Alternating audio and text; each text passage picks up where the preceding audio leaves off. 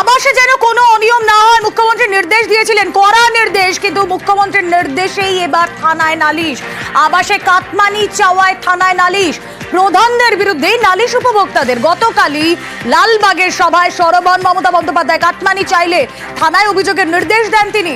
রেজিনগরে একাধিক প্রধানের বিরুদ্ধে থানায় অভিযোগ করলেন উপভোক্তারা। কথা বলবো, আমাদের প্রতিনিধি প্রণব রয়েছেন সঙ্গে। প্রণব, গতকাল মমতা বন্দ্যোপাধ্যায় বললেন একেবারে ডিরেক্ট গিয়ে থানায় নালিশ করবেন আপনারা, সেই মতোই কাজ। তার মানে এই ধরনের কাটমানি নেওয়ার একটা প্রসেস সেখানে দীর্ঘদিন ধরেই চলতো।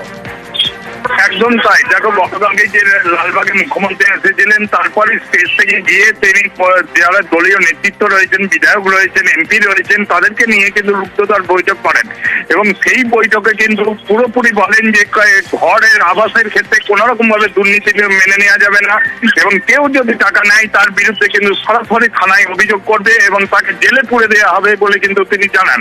তারপরে কিন্তু আজকে রেজিনগরে দেখা গেল একাধিক উপভোক্তা রেজিনগর থানায় অভিযোগ করেছে বিভিন্ন প্রধানদের নামে এবং তাদের অভিযোগ 10 থেকে 15,000 টাকা করে নেওয়া হচ্ছে, না হলে কিন্তু টাকা তুলতে দেওয়া হচ্ছে না এবং সেকেন্ড কিস্তির টাকা বন্ধ করে দেওয়া হবে বলে কিন্তু অভিযোগ তুলেছে।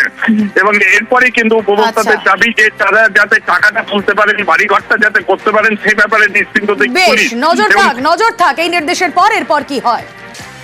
প্রথমে আমি 60,000 টাকা পাইছিলাম, তো ওই টাকার জন্য আমাকে বললো 5,000 টাকা দিতে হবে। বললাম 5,000 টাকা দিয়েছি, পরে যে টাকাটা ঢুকবে সেই টাকাটা যদি আমি না দিই, 15,000 টাকা না দিলে আমার টাকা ওরা ঢোকাবে না। কে বলছে এটা? ওটা রবীন ঘোষ, হয়তো আমাদের তৃণমূলের প্রধান। কিসের টাকা এটা? এটা ঘরের টাকা, আবাসের জন্য। আবাসের জন্য। এখন আমরা কিভাবে টাকা দেবো, তার চেয়ে এখানে আমরা সবাই মিলে এসেছি, এখন কি করবো ওরা দেখুক।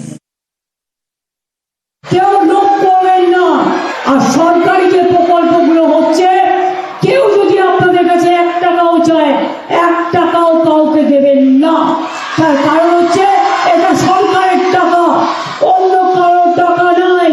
সুতরাং এই টাকা নেওয়ার অধিকার গ্রাম সভারও নেই, পঞ্চায়েতেরও নেই, পঞ্চায়েত সমিতিও নেই, জেলা পরিষদেরও নেই, কারও নেই।